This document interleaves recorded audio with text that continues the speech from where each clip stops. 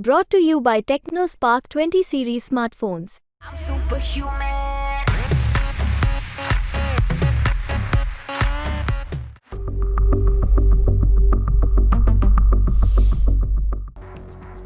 लोकसभा चुनाव से पहले कच्चा तीवू द्वीप को लेकर आरटीआई जवाब से भारत और खासकर तमिलनाडु की सियासत गर्मा गई।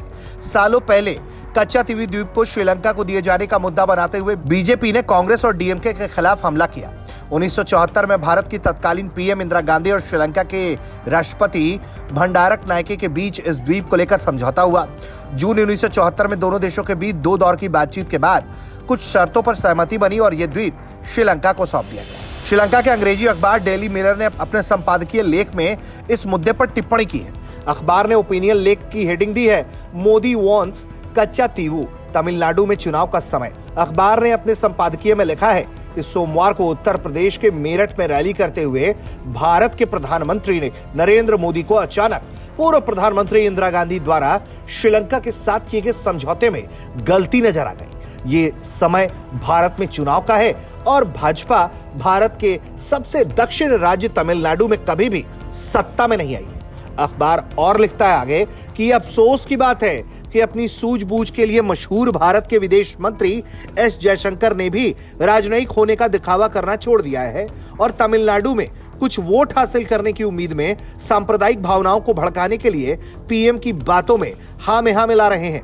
हमें उम्मीद है कि श्रीलंका को भारतीय राजनीति में नहीं घसीटा जाएगा। श्रीलंका भारत की आंतरिक राजनीति से दूर रहना चाहता है। श्रीलंका का एक और बड़ा अखबार है डेली फाइनेंशियल टाइम्स।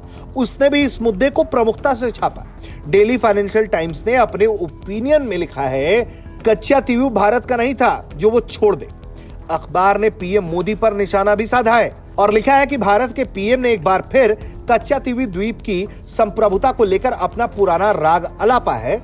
दशकों पहले कूटनीतिक बातचीत के माध्यम से सौहार्दपूर्ण ढंग से सुलझाए गए मुद्दे को राजनीतिक लाभ के लिए फिर से उठाया गया।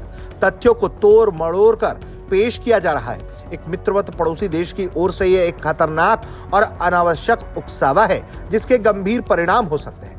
अखबार ने आगे लिखा कि भारत सरकार के शीर्ष पद पर बैठे लोगों की ओर से श्रीलंकाई क्षेत्र पर किए जा रहे लगातार उत्तेजक दावे हमें कहीं और से सुरक्षा की गारंटी लेने के लिए मजबूर करेंगे। सम्राट अशोक से कूटनीतिक और कौटिल्य से रणनीति सीखने के बाद भी अगर श्रीलंका अपने निकटतम दुश्मन से बचने के लिए राजमंडल की विदेश नीति को अपनाने के लिए मजबूर होता है तो यह दोनों देशों के लिए दुखद होगा।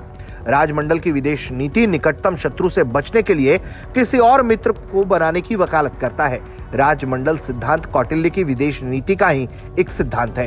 कुल मिलाकर देखा जाए तो अब यह मामला श्रीलंका के अंदर भी तूल पकड़ता जा रहा है और मीडिया काफी मुखर होकर भारत की आलोचना करती हुई नजर आ रही है।